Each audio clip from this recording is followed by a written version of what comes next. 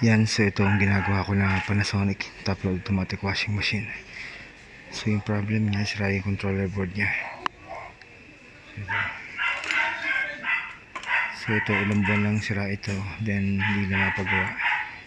Wala silang mahanap na technician na kayang gumawa. Yan. Then wala silang mahanap na board. Yan.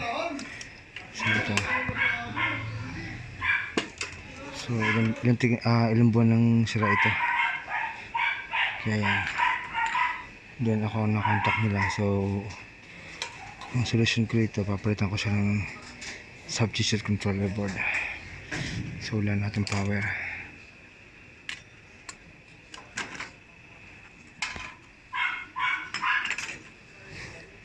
So ito ang kakabit ko. So ito na yung magiging kapalit na board niya.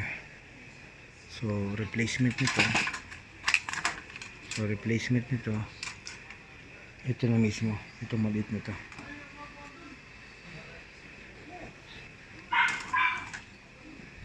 So then ito yung magiging bagong pindutan niya. So mamaya under na yan. So ihinang ko lang yung mga wire niya. Yan. So itong yellow na to, yung common terminal to ng motor, yung water valve niya, sa drain. Yan. Then ito naman yung reverse at saka forward ng motor. Itong red at blue. Then ito namang white at saka yung brown, yan yung 220 volts. So sa outlet yan. Ito yung kanyang dulo. Yan. So dito papasok ngayon yung 220 volts na manggagaling dun sa AC plug. Then ito naman yung itong kulay gray na to. So ito yung sa water valve dito, para pumasok yung tubig galing sa gripo.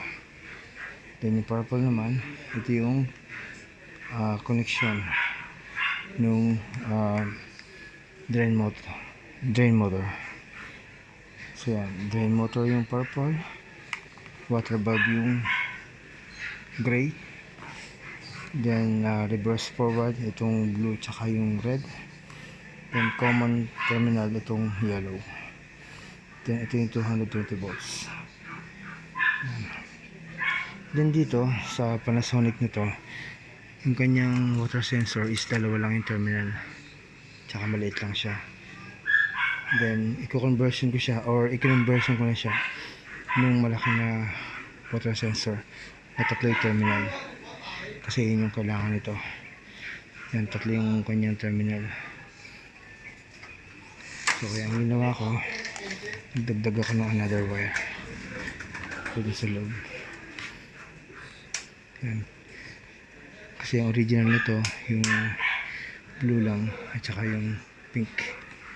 Yan, ito dinagdag ko to. Ito yung light blue para maging tatlo terminal niya. Ihinaw ko na.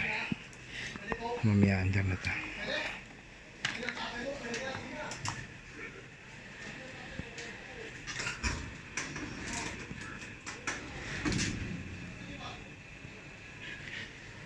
So yan, mainit na itong panghinang ko.